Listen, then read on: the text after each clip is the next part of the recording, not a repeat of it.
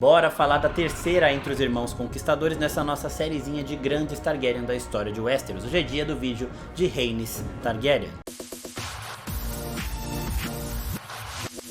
E aí seus geeks, tudo certo? Eu sou o Marcos Veloso e hoje é dia da gente fazer o meu vídeo favorito, tá? Entre esses três conquistadores aqui, o vídeo da história da Rhaenys. E por que é o meu favorito? Além dela ser a minha favorita entre eles três, a história dela nos dá abertura para duas teorias extremamente intrigantes que eu vou contar pra vocês neste vídeo. E antes de eu começar a falar sobre isso, eu quero pedir por favor a sua curtida, porque ajuda bastante aqui também o canal, e recomendar que assistam depois os vídeos da Visenya e do Aegon pra completar, né, o vídeo dos irmãos conquistadores. Bom, primeiro de tudo, a Rhaenys, ela não é a mesma Rhaenys de House of the Dragon. A Rhaenys de House of the Dragon tem esse nome em homenagem à Rhaenys da Era da Conquista, mas essa atual Rhaenys de House of the Dragon, a rainha que nunca foi, ela veio algumas gerações depois da Rhaenys Targaryen, uma das irmãs conquistadoras, tá bom? Então, dito isso, agora vamos falar dela aqui. Primeiro, a Rhaenys era a mais nova dos três irmãos. Como diz a tradição Targaryen, o irmão mais velho, o homem mais velho da família, se casa com a mulher mais velha da família. Então o casamento tradicional do Aegon seria com a Visenya Targaryen, que era a irmã mais velha entre os três.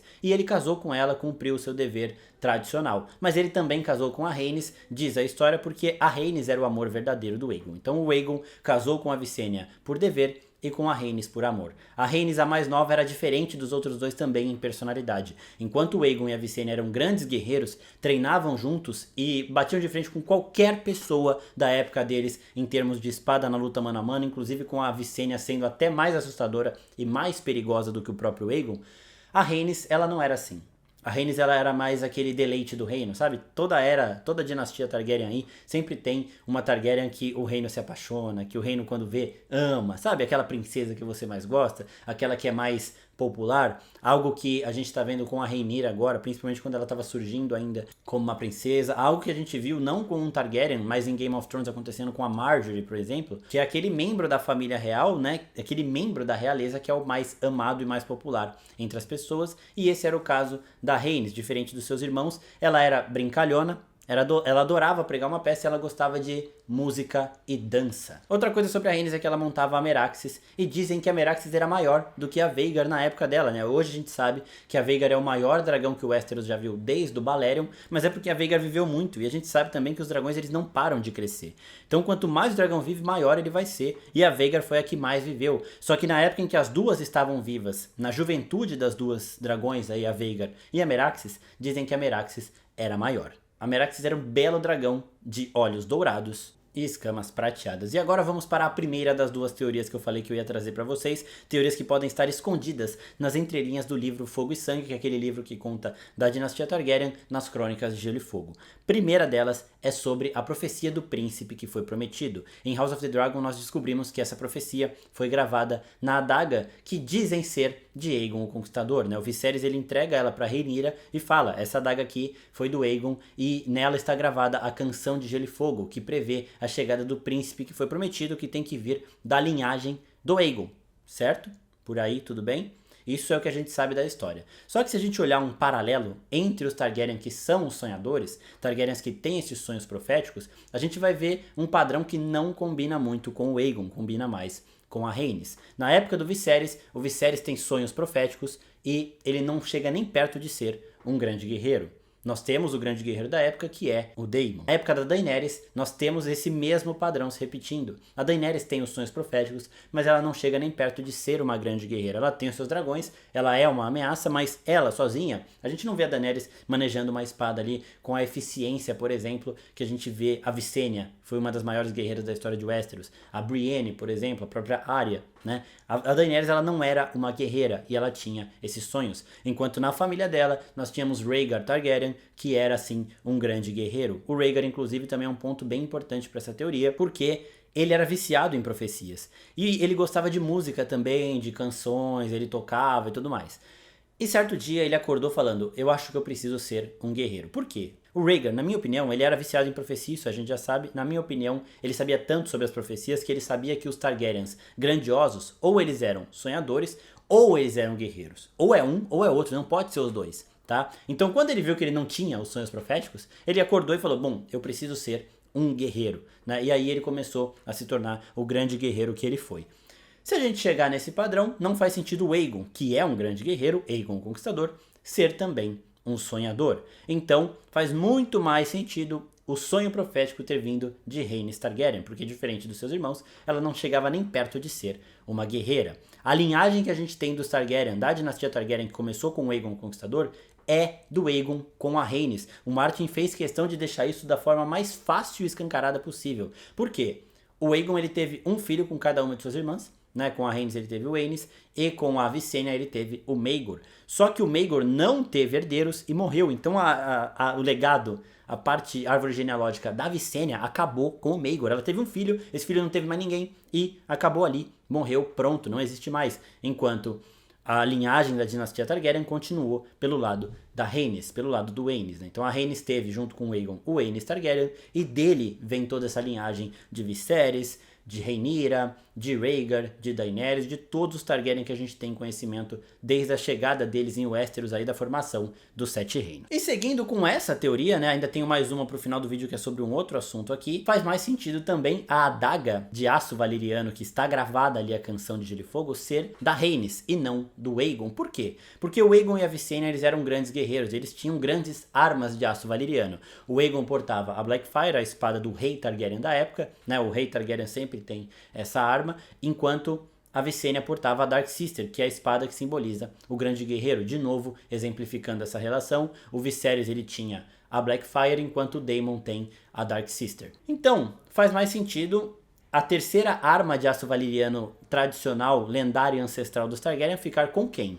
Com o Aegon, que já tem uma, ou com a Rhaenys? Com a Rhaenys. A Rhaenys, ela não tinha habilidade no manejo da espada e provavelmente ela não conseguiria nem segurar uma espada de aço valeriano do tamanho da Blackfyre ou da Darksister. Então, para ela poder se defender, ela que ia assim pra guerra, mesmo não gostando tanto disso, faria mais sentido ela ter uma adaga. E ela, como uma das 3 irmãs dos conquistadores aí, como uma Targaryen de Valyria e tudo mais, merecia também ter uma arma ancestral de aço valeriano. Então faz muito mais sentido a profecia ter vindo dela e a adaga da profecia ser dela. Isso não muda nada a coerência da história, porque o Martin fez questão de acabar com a linhagem da Visenya. Então, quando é dito na canção de Gelo e Fogo, do meu sangue virá o príncipe que foi prometido e dele será a canção de Gelo e Fogo, isso pode ser tanto da Rhaenys quanto do Aegon, porque não muda nada. Então essa é a primeira teoria aqui. Agora vamos falar dela na época da conquista. A primeira conquista da Rhaenys foi do reino Rosby, que foi o mais perto ali de Porto Real. Ela chegou e conquistou esse reino pacificamente. Ela não era muito de guerra, então sempre que ela ia com o exército Targaryen, ela ia acompanhada do Orys Baratheon, que era o principal general ali das forças Targaryen e melhor amigo do Aegon, tanto que ele foi o primeiro mão do rei depois que o Aegon inaugurou este cargo. E depois conquistou um dos principais territórios de toda Westeros para o Aegon, que foi Ponta Tempestade. Quando os exércitos não resolviam, a Rhaenys usava os seus dragões e o Orys Baratheon ia na base da força. E foi assim que ele conquistou Ponta Tempestade, tirando Argilac do Randall desta posição. Ele enfrentou o Argilac em uma treta mano a mano, né, o Orys Baratheon, ele acabou vencendo e ficou com Ponta Tempestade para ele. Ele preservou o símbolo da Casa do Randall, preservou as cores também, só que a Casa do Randall agora passou a se chamar Casa Baratheon e foi controlada, agora passou a ser regida por Orys Baratheon e é aí que surge os Baratheon. Ele estava junto com a Rhaenys foi ali com o dragão dela também para mostrar um pouco da imposição dos Targaryen. Quase sempre os Targaryen iam um dragão para cada lado, eles não usavam os 3 dragões no mesmo lugar, eles só usaram em 2 ocasiões e em uma batalha só, que foi a Batalha dos Dois Reis. A batalha que ficou conhecida como Campo de Sangue, que foi uma união entre os Lannister e os Gardner, né? Então eram os reis da Campina, a casa Gardner, e os reis do Rochedo, a casa Lannister, montando o maior exército opositor que os Targaryen já tinham vistos para impedir essa expansão Targaryen, né? Eles conseguiram ter êxito ali em campo, só que aí o Aegon usou o super trunfo dele, levou a Rhaenys e a Meraxes, a Vhagar e a Visenya, e foi junto com o Balerion ali para o campo de batalha, e depois que ele estraçalhou todas as forças dos Gardner e dos Lannister, este campo ficou conhecido como Campo de Fogo. Então as 2 irmãs aí atuaram também ativamente nessa treta, né? Eu já expliquei essa treta em outros vídeos, e aí depois, a outra ocasião em que esses 3 dragões se encontraram foi na conquista do Reino do Norte. O rei Torrhen Stark ficou conhecido como o rei que se ajoelha, porque quando ele viu os 3 dragões, ele não teve a audácia dos Lannister e dos Gardner. Ele simplesmente se ajoelhou, ele conseguiu manter o Norte, ele se tornou protetor do Norte, ele não era mais rei, né? Mas ele conseguiu preservar as tradições e ficou tudo bem. Depois disso, a Rhaenys ela parte para Dorne e encontra Dorne sem ninguém, vazia. E chega até a princesa Merya Martell, bastante experiente, que tinha 80 anos e era quem governava Dorne. Sempre bom lembrar que Dorne não tinha reis e rainhas, tinha príncipes e princesas. Então os líderes de Dorne eram chamados de príncipes e princesas, e aqui era o caso da Merya também. Ela disse para Rhaenys que eles não se renderiam, que eles não aceitariam um rei, né, que Dorne não tem rei e nunca terá. E a Rhaenys foi embora sem nada, mas ela falou, a gente vai voltar, né? A gente tá tentando conquistar os 7 reinos aqui e tudo mais, e nós vamos voltar. A gente não sabe o teor dessas conversas, mas guardem isso porque também é importante para outra teoria que eu vou trazer mais pro final do vídeo. A Rhaenys, ela era bastante parecida com a Alysanne, que foi uma das rainhas mais generosas de toda Westeros e que mudou muitas das regras que eram bastante arcaicas nesse reino. E isso tudo começa com a Rhaenys, ela tentando fazer as coisas da forma que dava, né? Então tem umas regras aí que eram muito ruins, que ela mudou, deixou um pouco menos pior, mas que continuavam sendo ruins, né? Mas ela fez o que ela podia ali, porque o Aegon também tinha medo de irritar a fé do Sete, então ele queria mudar menos coisa possível. E a Rhaenys, ela não tinha tanta liberdade quanto a Alysanne teve depois para agir ali com essas mudanças mais importantes do reino.